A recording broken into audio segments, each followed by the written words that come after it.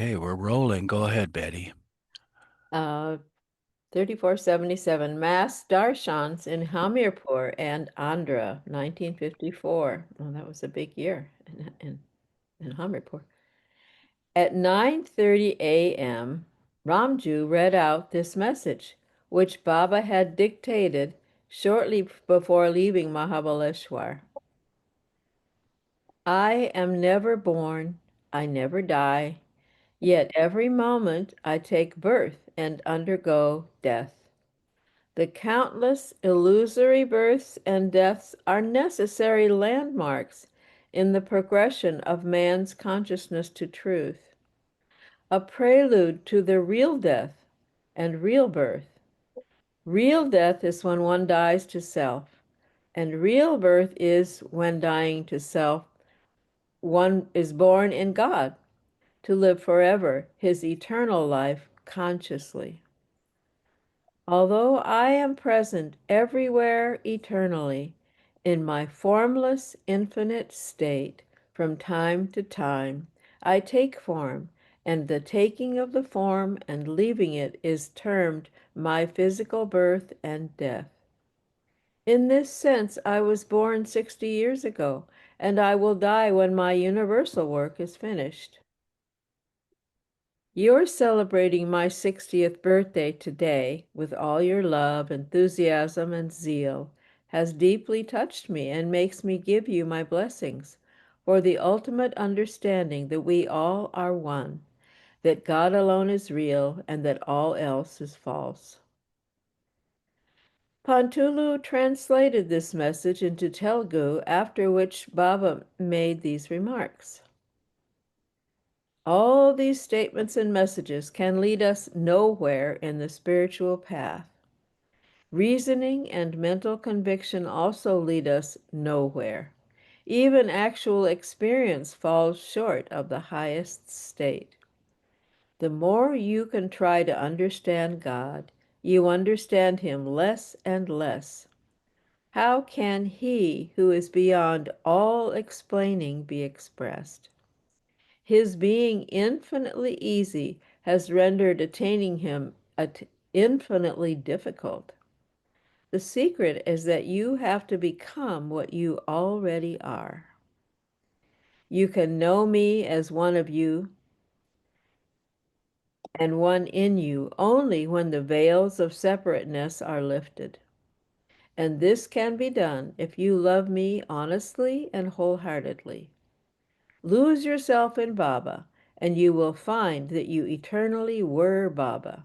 There can be no compromise in love. It has either to be full or not at all. I say with divine authority today that I am the Ancient One and the slave of those who really love me. Baba then sat on the ground for some time. Standing up, he asked Jagannadam to say in Telugu, "Tell them that I sat on their level to make them feel that honestly I am one of them." Baba, at 10:30 a.m., Dr. Deshmukh performed Baba's arti, and then taking the arti tray from his hands, Baba performed his own arti. The gathering of almost 2,000 marveled at their good fortune to witness such an unforgettable sight. 3478, Mashtar Sons in Hamirpur and Andhra, 1954. I guess I don't have to read that every time. Age 2 was wonderstruck. Even the angels do not have the chance to witness such Leela. That is why, to enjoy the play of the God-man, they thirst for birth on earth in human form. Many souls from other planets also take birth on earth during an avataric age. Baba once pointed out that in spite of the widespread use of birth control and proliferation of family planning programs, there is a tremendous increase in the world's population. Why did this population explosion take place? because when the avatar descends on Earth, it is like springtime when people from other planets take birth here. And because they are highly advanced scientifically, science in this world reaches its zenith during the avatar's advent. Although there are numberless planets with evolving forms, only 18,000 are pop 18,000 are populated by human beings. However, people dwelling on these 18,000 planets have no opportunity to advance spiritually. Spiritually speaking, they are totally dry, without love. They are far advanced in science, so much so that people of some worlds can read the minds of others. But the heart does not flower where there is no wine to water it, nor song to feed it. These words are bereft of the physical presence of the avatar. These worlds are bereft of the physical presence of the avatar or perfect masters and are not inhabited by lovers of God or advanced souls. At noon, Baba was taken to the Savatri rice mill, where a program of feeding the poor had been arranged. Hundreds had gathered, and Baba himself served several of them. The poor program took about an hour and a half.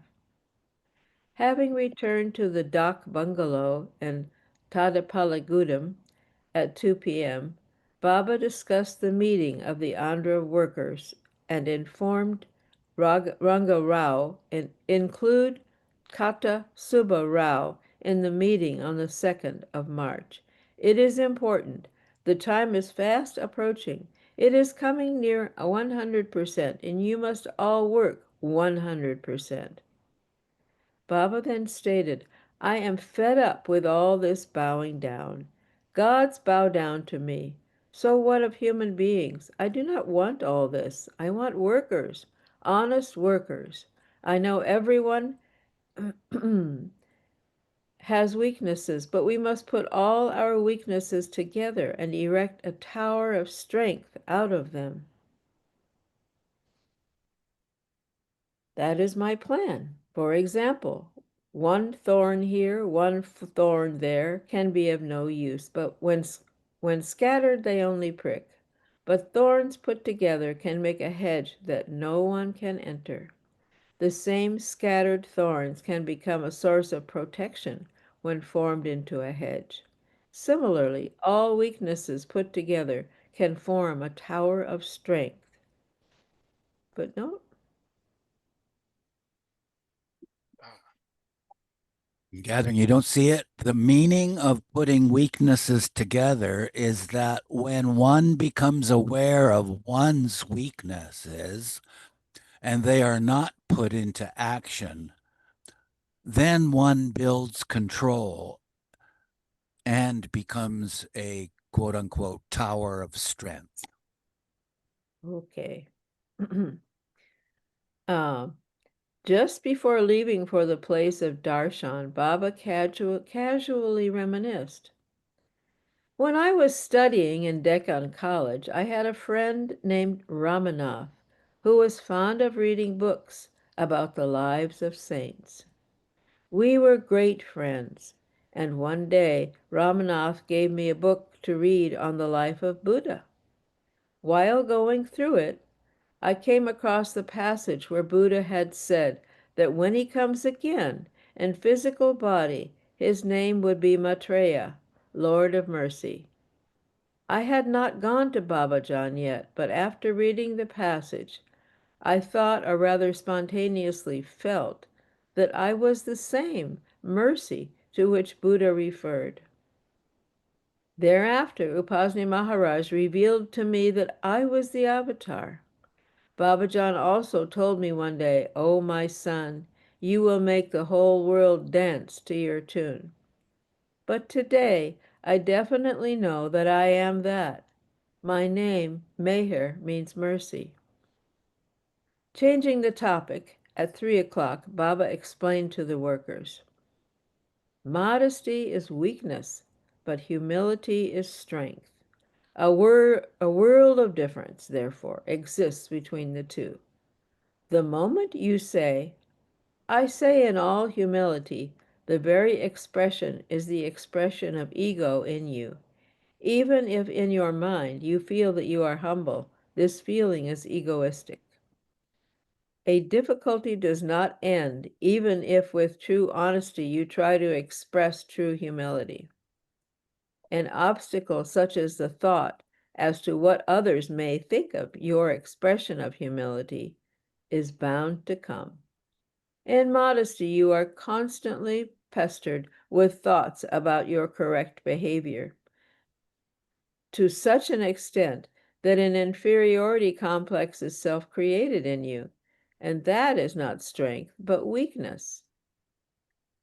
No sooner humility is given an expression, it is no longer humility. It is humbug to give deliberate expression to humility. The life of humility is to be lived spontaneously, and it should not give rise to any thoughts either about humility or about modesty. For example, suppose you undertake to clean a latrine, but when you actually begin to do so, you cannot help smelling the stink, whereas a sweeper who cleans them all his life will remain unaffected by the stench.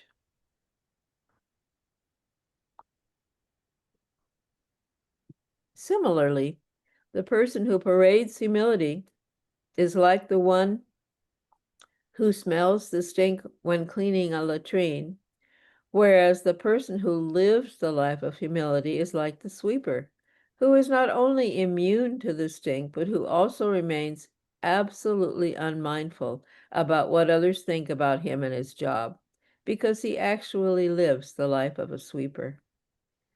To have to try to be humble is also humbug.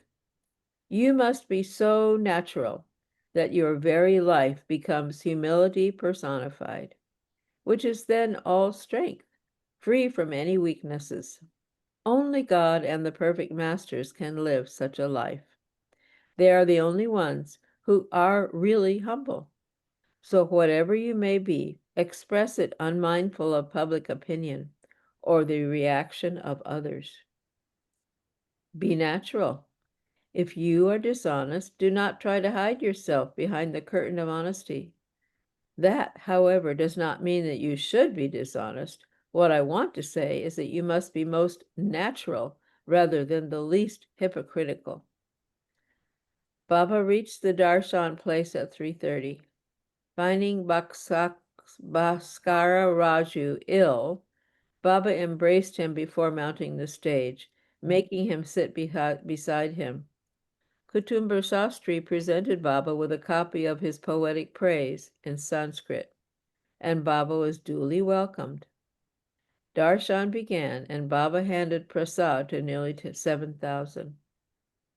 In the evening, a dance and play were staged in which Dharma Rao's two daughters took the lead roles. In Eluru also, they had acted for Baba, and Dharma Rao's entire family came close in his love. During this journey in Andhra, Dharma Rao was driving Baba's car, and as mentioned previously, Baba would often joke with him, an indication of how close he felt. Dhanapathi's young granddaughter also took part in the play, and while dancing, performed Baba's arti.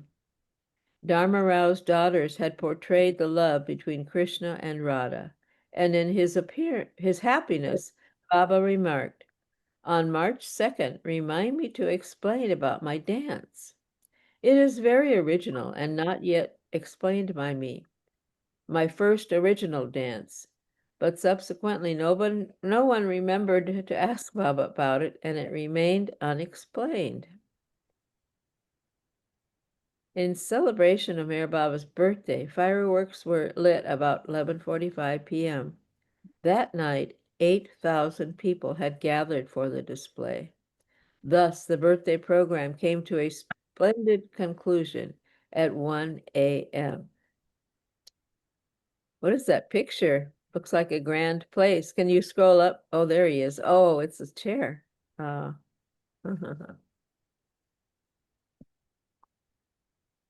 Andhra, 25th February 1954.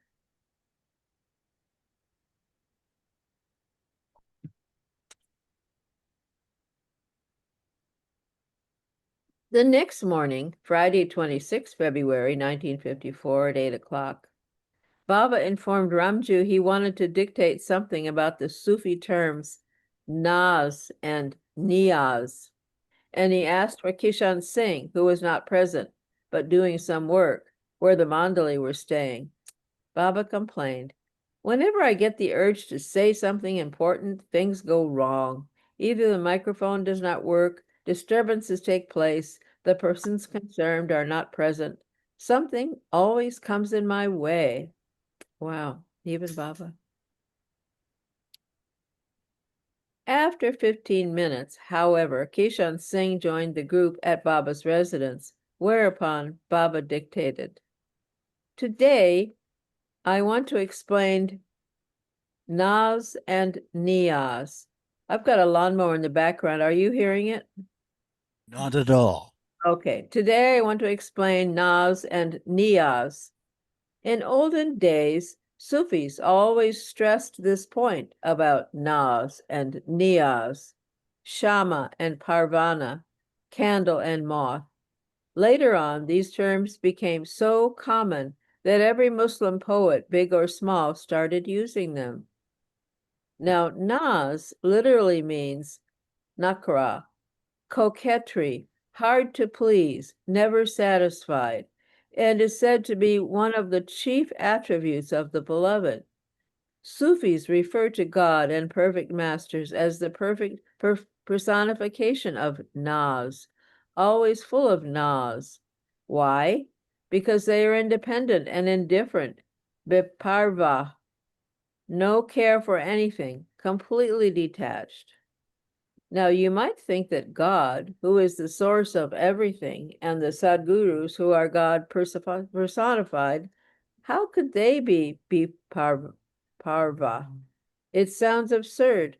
It is because God is absolutely independent and indifferent. Niyaz means to dance to every naz, whim, outrageous demand of the beloved. To his every mood, niyaz does not mean obedience, but surrenderance. To carry out the nakra of God and the Sadgurus is a great thing.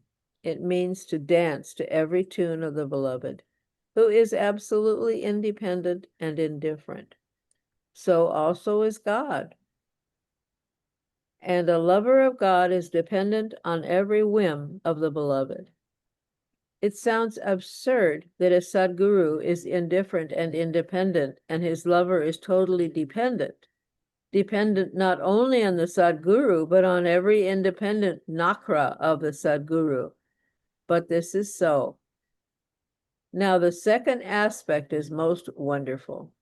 We just now talked of God and the Sadguru's independent nature.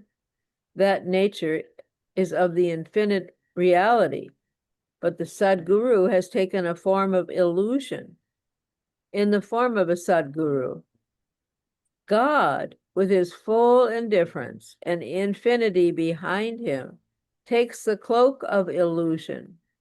Now, what happens is that as soon as this illusory garb, the body, is worn, the Sadguru takes upon himself all the sufferings of the whole universe, which are caused by ignorance, which is the basis of illusion. Now I will explain the paradox of why a Sadguru, or the avatar, who enjoys infinite bliss is said to be simultaneously suffering infinitely. Okay, we're rolling, Marvin. Go ahead. When I say, quote, Deshmukh, no one in the whole universe suffers like me, he smiles and replies, Baba, how can you, who are the source of bliss, ever suffer? The Sadguru has put on this cloak of illusion. Why? To make others enmeshed in the illusion become infinite like him. He sees the suffering of others, the lepers, the lame, those who need money, others who want a son.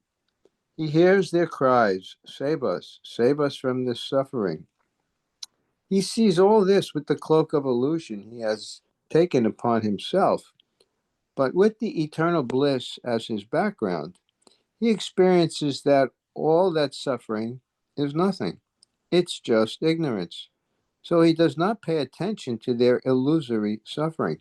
He wants the sufferers to really suffer. And in this real suffering, he wants them to burn their illusory suffering, meaning to undergo those sufferings for God, which will burn their false lives. But how to do it? How to create in them the real suffering? So, through his cloak of illusion, the Sadguru suffers the most. He wants to burn the false life of others. Therefore, he burns his cloak of illusion which he has worn for others.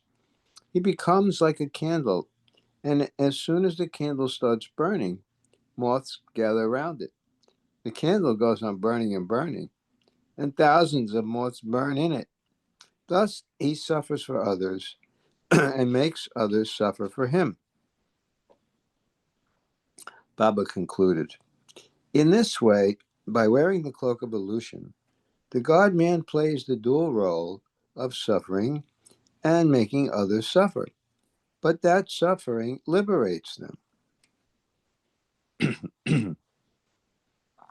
As in Iluru, Baba visited the homes of 10 of his lovers in Tadepalingudem. Bapi Raju had lost his job and was facing financial ruin. At his house, to console him, Baba stated, I am the avatar, Sadguru, anything. I am what I am, and beyond that too. Consequently, because you love Baba, this is the result.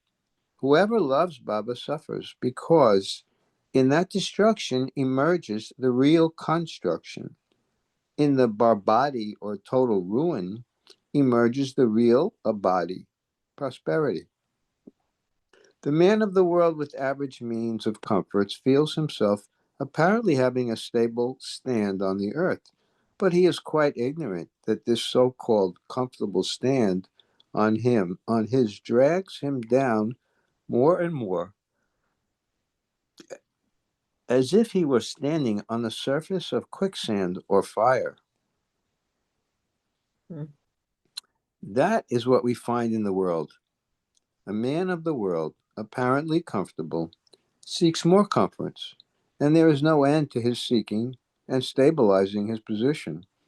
But in order to have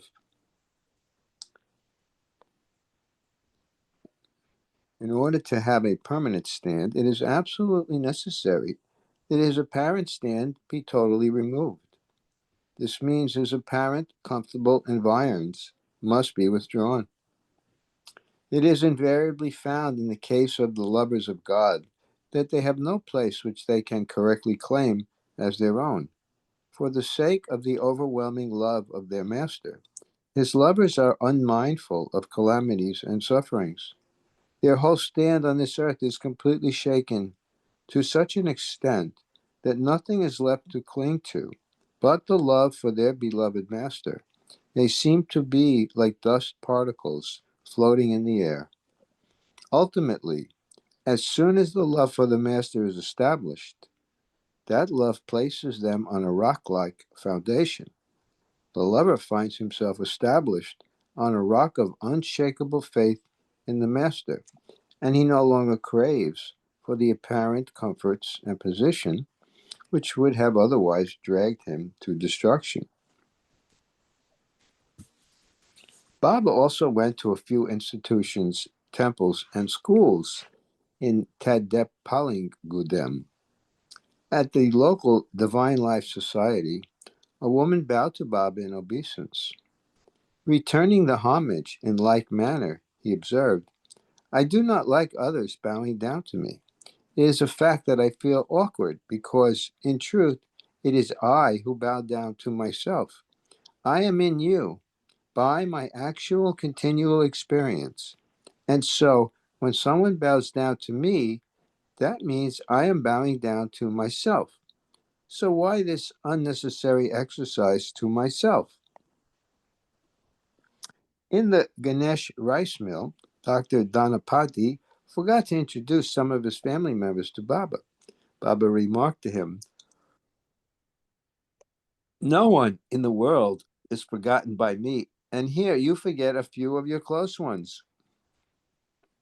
After examining Dhanapati's sister-in-law, who had had a nervous breakdown, Baba rhymed, "Nothing wrong, she'll get strong."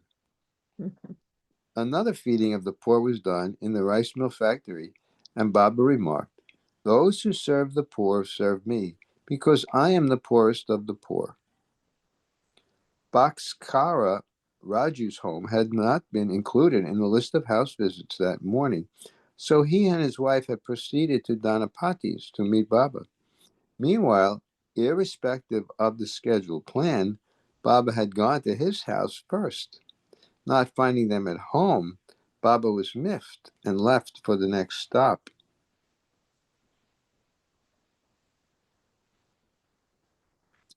Nearby, Bhaskara Raju caught up with Baba's car. Baba, with a piercing look, demanded, "Where did you go while God himself came to visit your house?" Bhaskara replied, "Baba, I was misled. I was waiting at Dhanapati's for your darshan."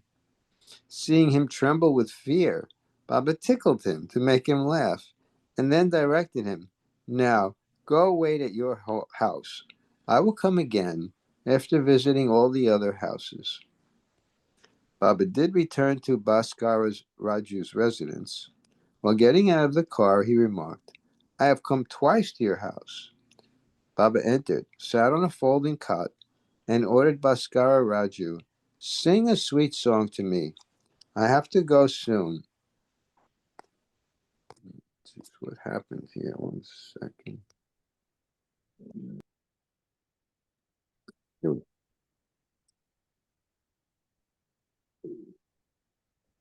Bhaskara sang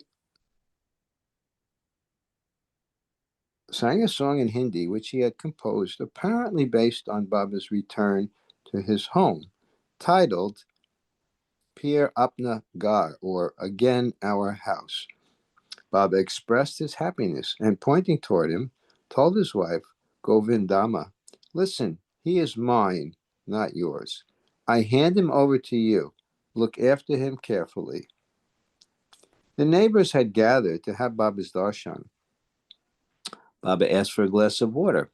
Govindama brought it, and Baba dipped 3 fingers in it, directing her, "Distribute this water as my prasad to the ladies who have come." Baba then instructed Bhaskara Raju to follow him to Gopalapuram. Baba departed for Gopalapuram at 1:50 p.m. on 26 February 1954. With heavy hearts and tears in their eyes, the Tadepalingudem lovers bid him farewell.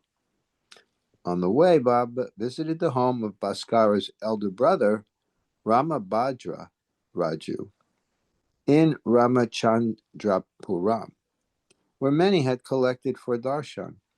After his arti was sung, Baba departed, having captured the hearts of those who met him. The group arrived in Gopalapuram at about 3 that afternoon. Baba was accommodated in the home of Medikona Narayana.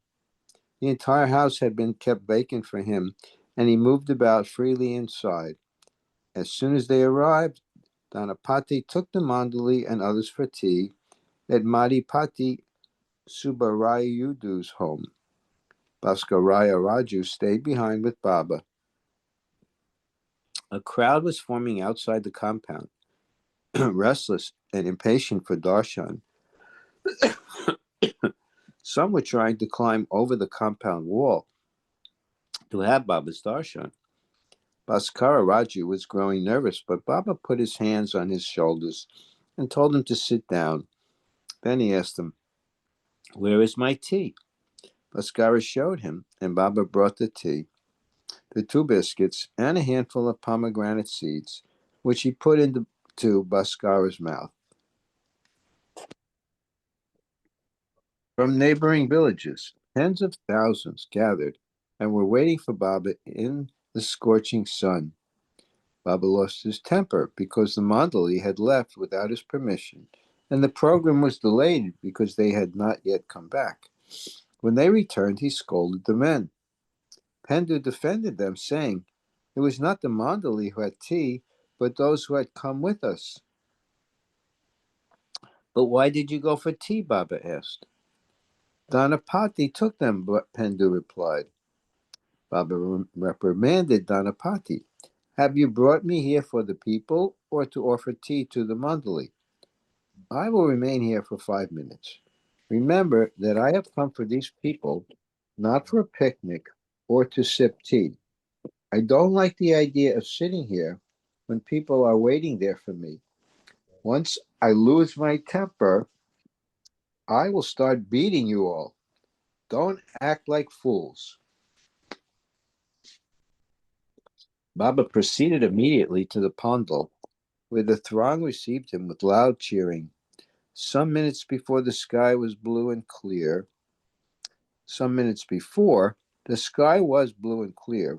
But suddenly clouds gathered and it began drizzling, introducing a pleasant coolness to the atmosphere, an auspicious sign for the villagers.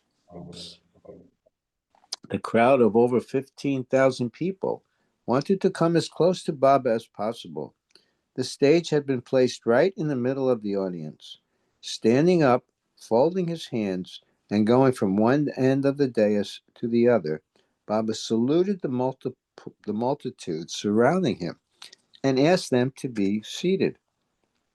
It was not possible to distribute prasad individually, since their number was continually increasing and there was not sufficient time. So Baba touched the bulk of the prasad, and took his seat in the car. Several people rushed toward the car, throwing garlands and fruit in and over it. But not all of the villagers could get as close as they wanted, and they began moving here and there. To appease the crowd, after the car had gone about 20 yards, Baba stopped it and got out and sat on palm leaves under a palmyra tree. Those who had come for darshan rushed there, but few could see Baba. Baba therefore climbed up onto the roof of the car, which then slowly made its way amidst the throng. People were overjoyed, and Baba's smile was a soothing balm to their restless hearts. They started singing bhajans, and acclamations of Jai erupted. Baba left for Nidadavole, reaching there at 4:15 p.m. Kutumba Sastri and Mallikarjuna Rao had arranged a darshan program that evening, to which almost 5,000 came. As usual, Baba's arti was performed, he was garlanded, and his Vijayawada message was read. The following is another message given at the time on liberation. God is eternally free. To realize God is to attain liberation from the bondage of illusion. The greater the strife and the more intensified the struggle to attain liberation, the more the shackles of illusion are felt, as this very action brings greater awareness of the illusion, which then becomes all the more impressive and realistic. All actions, whether good or bad, just or unjust, charitable or uncharitable, are responsible for making the bond of illusion firmer and tighter.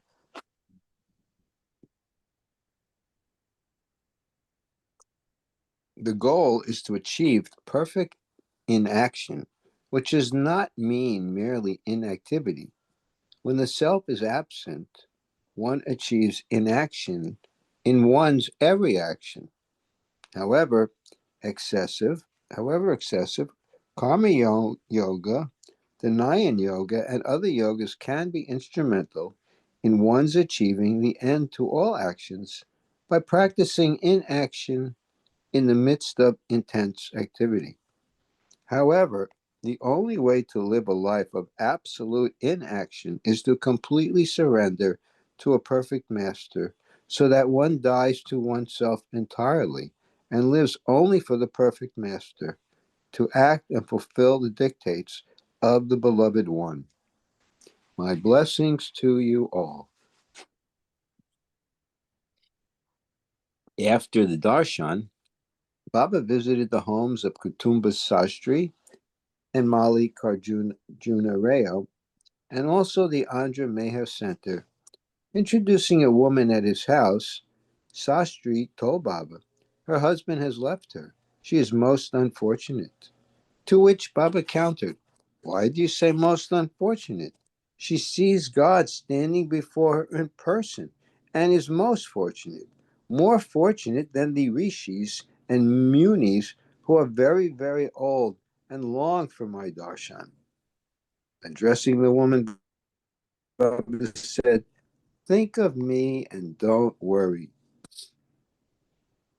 Leaving Nidadavoli, Baba arrived at Kovur at 8 that night. He first went to the lawyer Palakodeti Ramalingeshwara Rao's house, next to which a canopy had been erected, where many were waiting for him. Baba went under the canopy and sat on a chair placed on top of a lion's skin. The lawyer wanted to introduce his family and friends to Baba, but before he could say anything, Baba remarked to him about the busy day he had spent, concluding, I thought you would make certain that I rested, but here I find quite a different atmosphere. Kutumba Sastri told the lawyer, let Baba rest tonight. Tomorrow you can do his arti and introduce all the people. Hearing this, Baba remarked, rest and restlessness are both continually and simultaneously experienced by me from eternity. Do not worry about my rest, but always listen attentively to what I say. At Gopalapuram, there was a huge crowd. I wanted to dictate something at Nidadaboli, but they had no microphone. Spontaneously dictated messages have a different significance, and messages dictated and printed have their own significance. When I dictate on the spot, on the board, it is different. Dhanapati interrupted. Baba, there is a must here. But Baba continued. Last night, a dance was arranged at the Tadepalingudem. There was a big gathering. I wanted to give a message there, but the microphone was out of order, so I could not give the message. I said, Dhanapati's mind, through love for me, has also gone out of order. Now he says, there is a must here. When Dhanapati sees me as I really am, or even has just a glimpse of what I am, then he won't say, Baba, take food. Baba, take rest. Baba, there is a must here. He will then himself become a must.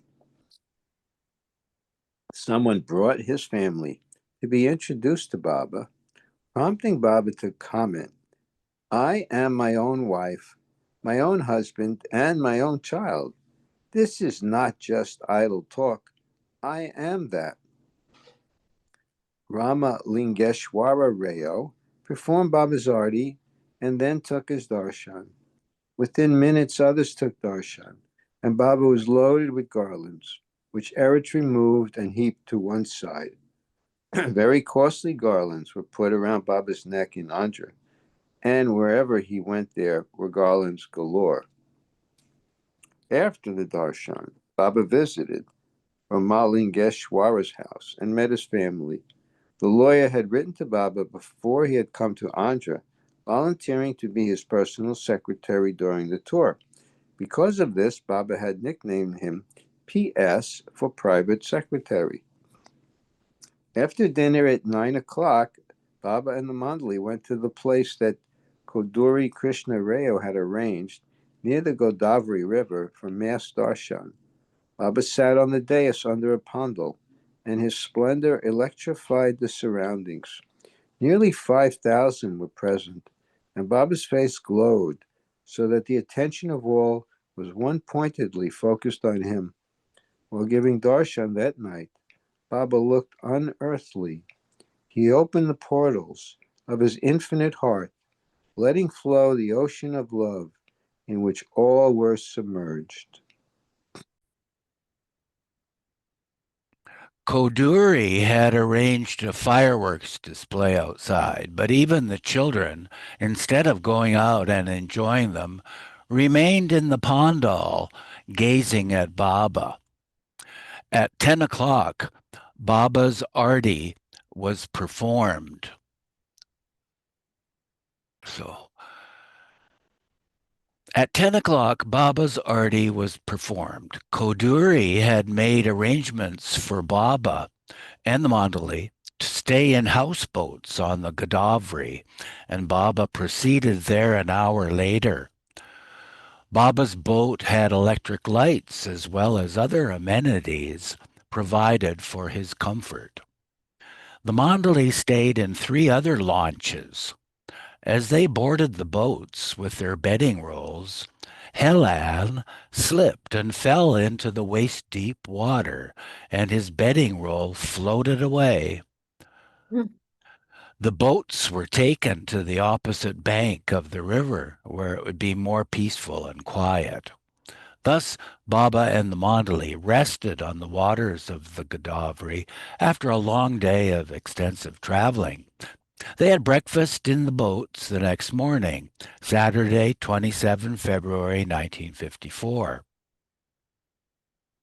Savak Kutwal was in charge of the food and tea arrangements. Thinking that Koduri had already sent Baba's breakfast to his boat, Savak did not send it and prepared only enough for the Mandali. Another boat was attached to Baba's, where Erich, Chugan, Sidhu, and Meherji slept, so Savak assumed they would see to Baba's needs. But it turned out that nothing had been sent to Baba. At 7:20 a.m., Baba walked onto the bank of the river, where, highly displeased, he castigated Savak. Pendu and Bao, too, did not escape his biting criticism, as Pendu was the controller and Bao his assistant. Baba commanded Koduri, "Fasten a heavy stone around Savak's neck and throw him into the river." Koduri was frightened by Baba's display of temper and with folded hands stood quietly. Savak approached him and said, "Please carry out Baba's order." Koduri was absolutely taken aback and was in a quandary about what to do. He had never come across a person so willing to die.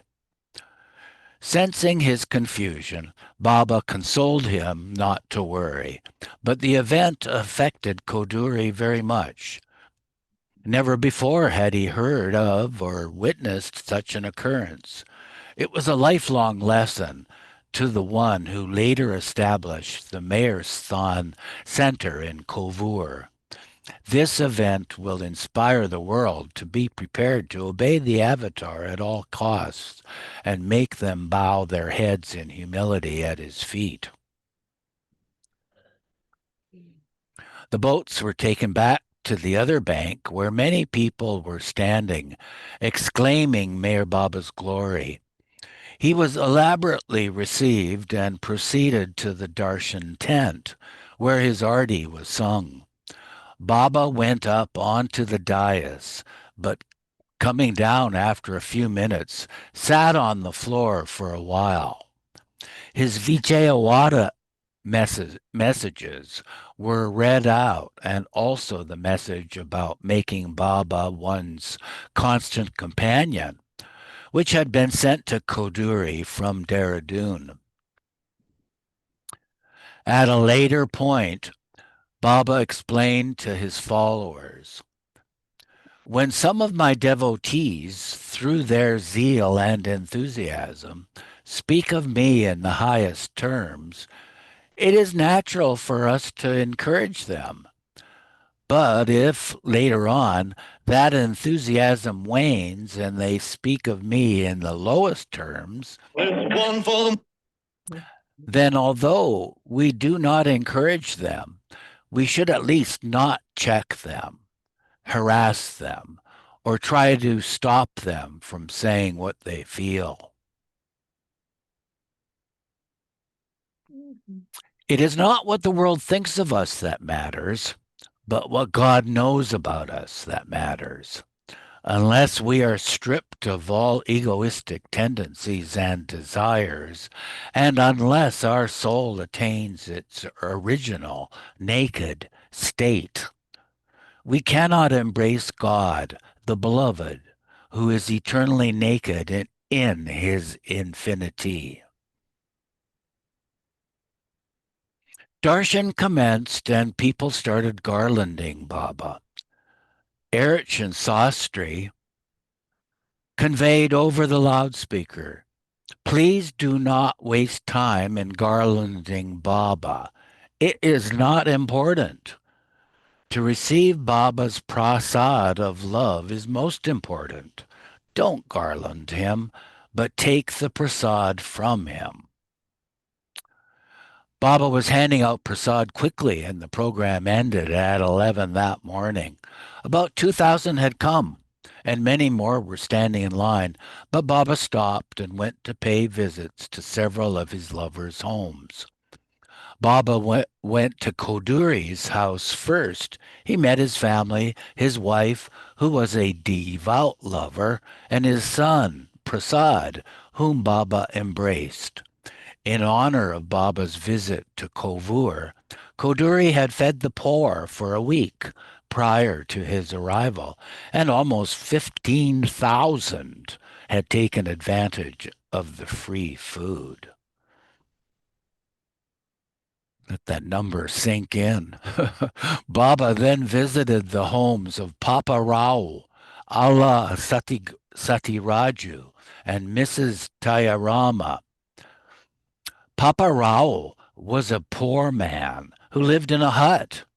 Without invitation, Baba entered his dwelling, and the man was beside himself with joy and wonder. The living Christ was sanctifying his dilapidated home. Baba also paid a surprise visit, to the house of Koduri's driver, Bapi Raju Bogi. Wherever Baba went, he seemed to be a long-time resident of the place. He would move about in each house, going from room to room, quite at home, as if he were the owner. Those who came for his darshan also felt that they had known him for a long time. They instantly felt a deep rapport with him. Each would also feel that Baba loved him or her most. The reason was that Baba was consciously on everyone's level. His divine consciousness was at one with their limited consciousness, and consequently, they felt the close connection. Baba and his group left Kovur for Rajamundry at about 1:50 p.m. on the 27th and arrived there within an hour.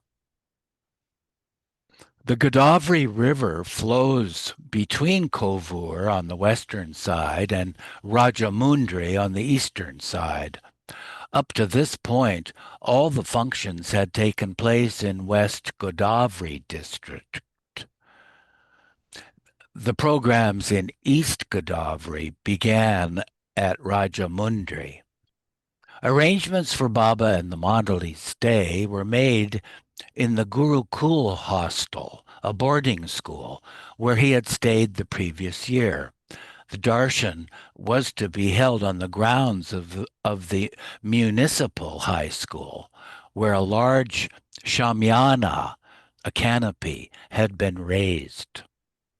Over 6,000 had gathered, and rows of parked cars, a phenomenon not seen elsewhere, testified to the fact that many of the wealthier citizens of the area had come. Here, the richest and the poorest of the town joined together for Baba's darshan. To plunge into the ocean, a pure heart is all that is required.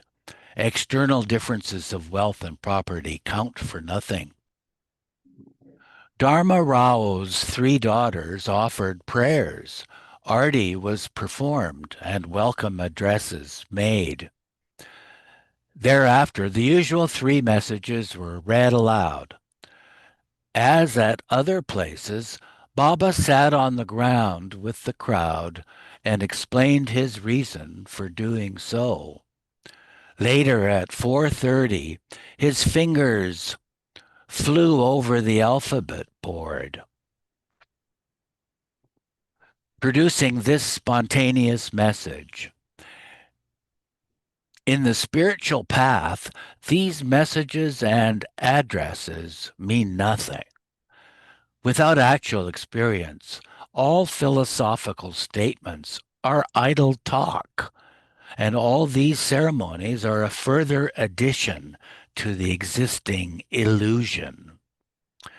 If instead of erecting churches, fire temples, mandirs, temples, and mosques, people were to establish the house of God in their hearts for their beloved God, my work will have been done.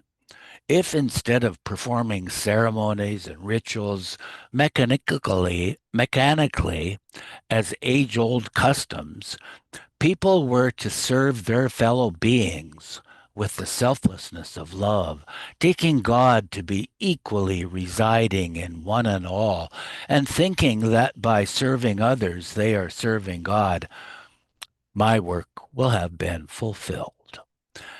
I give you all my blessings so that if not all, some of you, a few of you, or even one of you could love God honestly and find me in everyone and everything.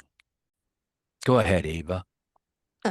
Mass darshans in Harmapur and Andhra. Now I will give my prasad of love, which you should accept with love. No one should bow down to me or offer fruits and flowers. Only take with love what I give with love. The Mandali had picked up the Telugu words for don't touch Baba's feet. And when people would come to receive prasad, they repeatedly shouted the phrase. This happened at each town and village, and Hak's voice boomed the loudest. Baba continued giving prasad up to 6:45 p.m. Despite the warning not to touch his feet, when people began doing it, he quietly left the place and returned to the Gurukul. Before leaving, he touched the remaining prasad of fruit and sweets, which local workers distributed among the crowd. At 7:15 p.m., while relaxing and conversing with the Mandali and Andhra workers, Baba commented, "Today I say, as I said previously, that each time I wanted to explain something, the microphone failed.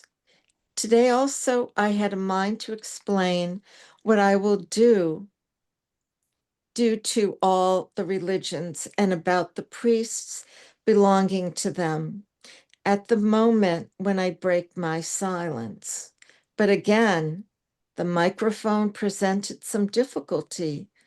While my English messages were being translated in Telugu and simultaneously being released through the loudspeaker. I began with mandirs, mosques, churches, and I wanted to say a lot more about priests, as I was in a very good mood, but circumstances would not permit. that also has some purpose behind it. Even if I explain it now or not, that which is to happen must happen and will happen. On Sunday morning, 28th February 1954, at 7 o'clock, Baba gave his personal contact to the boys of the Gurukul hostel. Lightheartedly, he played marbles with them as if he himself were a young boy. Baba inquired, "Who among you is the best singer?" The children immediately began singing, and Baba hung a drum around his neck and rhythmically gave accompaniment. He lovingly addressed them. Be honest, never tell lies. Whatever may happen, never tell lies. In this life, I too was once a child like you. Now I am God. So you can also can be advanced in the spiritual path if you love me. Respect your teachers, your principal, attend to your studies, do your duties, but every day, at least once, remember me. Then my Nazar will be on you all. And my Nazar being on you means that I will help you in every way, but be honest. And Eugene, let's have a new reader. Okie dokie. Go ahead, Pia. After this brief discourse, Baba questioned, "Who who would who would do as I have asked?" Most of the boys raised their hands. Again, Baba began playing with them, throwing apples for them to catch. Looking in one direction, he would toss the fruit in another, and the children thoroughly enjoyed his lively company. Gadekar, Madan Arora, and Deshmukh had to leave for their homes on this day because they had to return to their jobs. Embracing them, Baba permitted them to depart. Madan had been filming all the functions since Vijayawada, but because his leave had expired, he was forced to go back to work. Principal Thanneri Bulia of the Gurukul told Baba that the wife of the president of the Gurukul committee, being ill, could not come for his darshan and prayed for his blessings. Baba replied, "I bless her.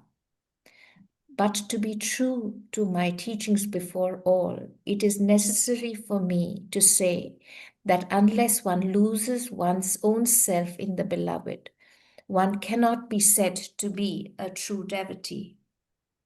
In loving God, there can be no compromise. One of God's aspects is infinite honesty.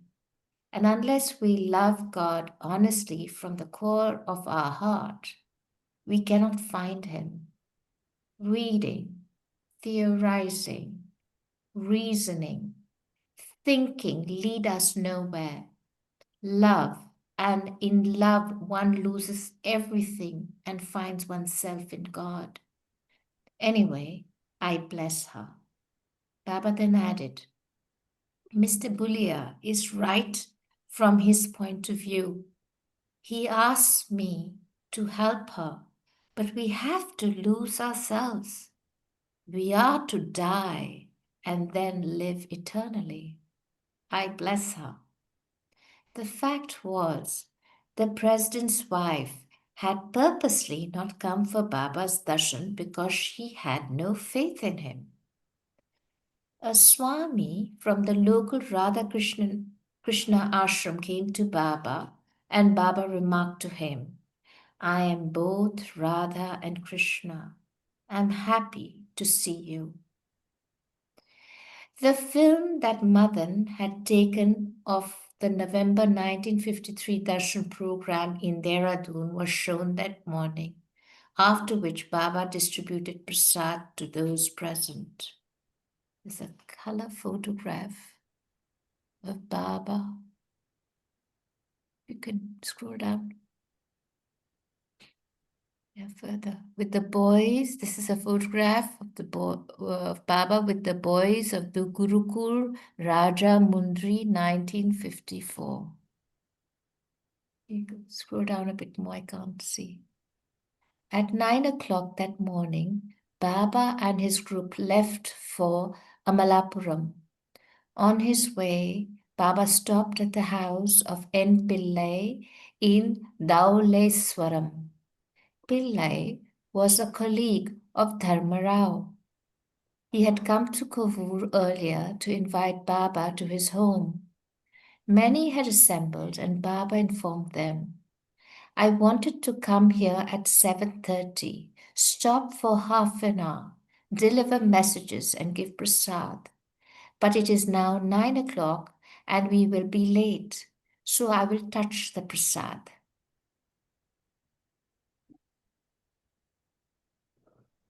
Pillai, of course, knew Baba was observing silence, but did not know he was also not writing, and so had kept a slate and chalk ready. Baba laughed and played the game tic-tac-toe on it with Taki. At one point, Baba asked Pillai to introduce him to the rest of his family. Pillai said, My wife and children are out of town. I'm alone here. Baba smilingly remarked, I'm eternally all alone and remain alone eternally. At least you are alone temporarily. I am happy. Baba and the group left for Amalapuram, and on the way, Baba felt hungry.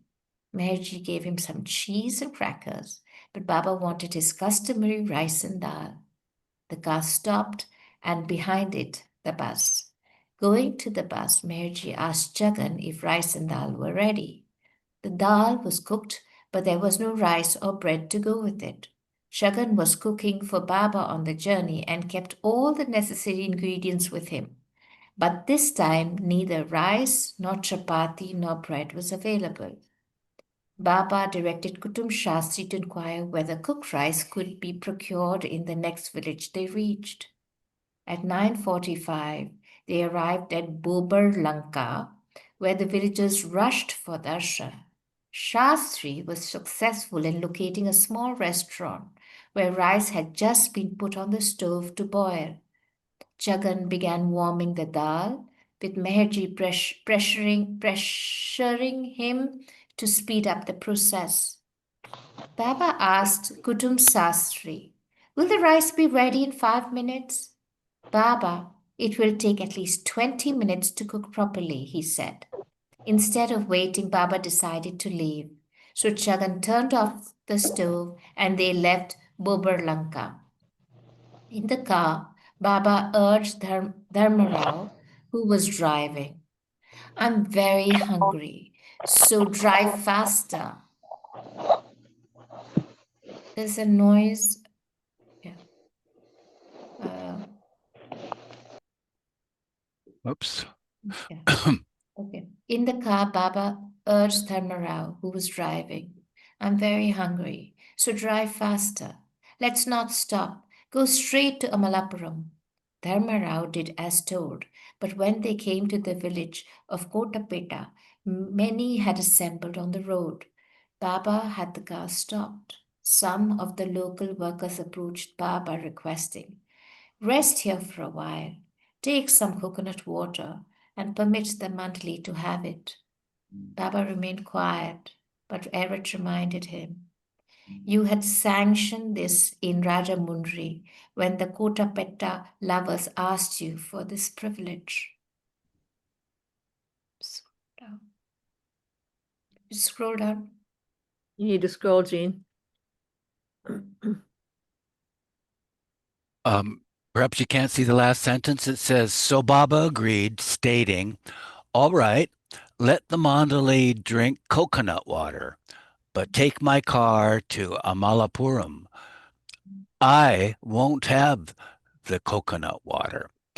And we'll stop here. Pick it up next week.